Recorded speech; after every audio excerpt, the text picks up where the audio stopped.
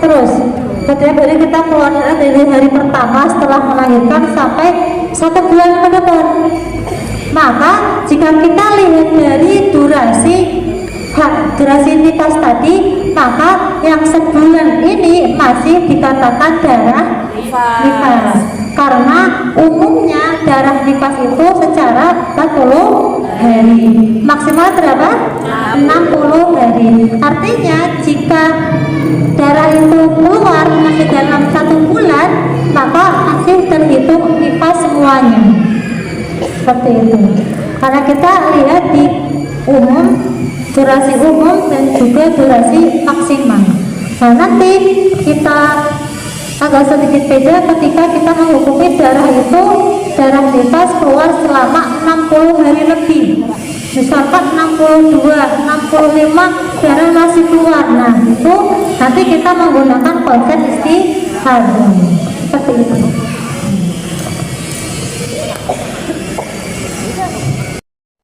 Durasi minimal seseorang nifas itu dikatakan hanya sebentar.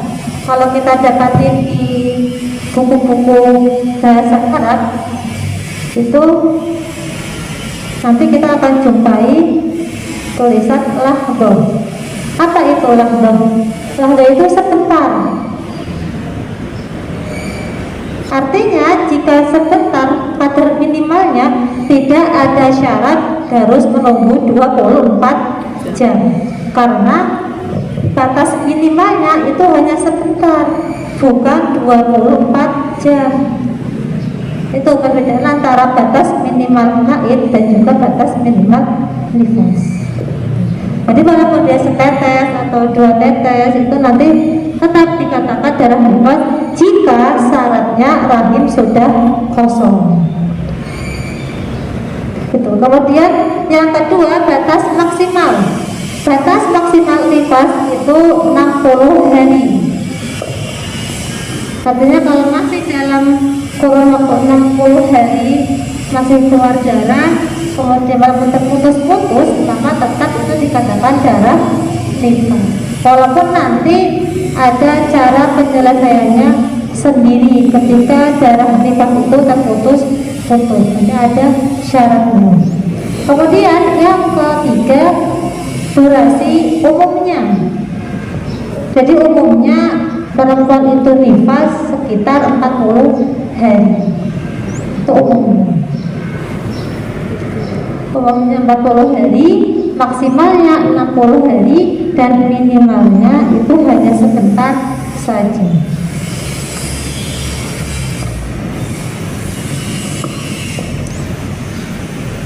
Kemudian permasalahannya kapan durasi nifas itu dimulai.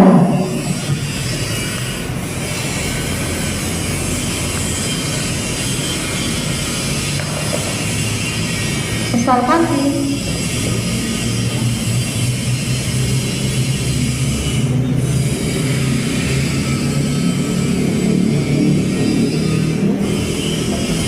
seorang wanita dia melahirkan di tanggal ini, di tanggal 1, rahim sudah kosong, anak sudah lahir, plasenta sudah keluar, maka dia statusnya secara bilangan.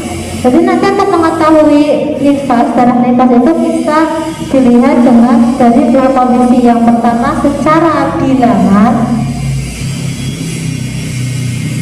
yang kedua secara hukum. Nah, nanti untuk secara bilangan ini sudah bisa dikatakan nifas.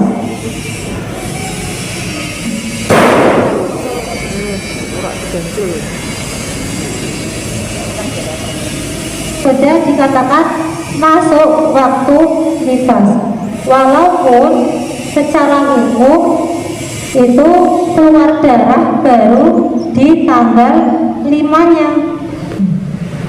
Misalkan dari hari pertama setelah dia melahirkan, setelah rahim kosong, dia belum mendapati darah yang keluar.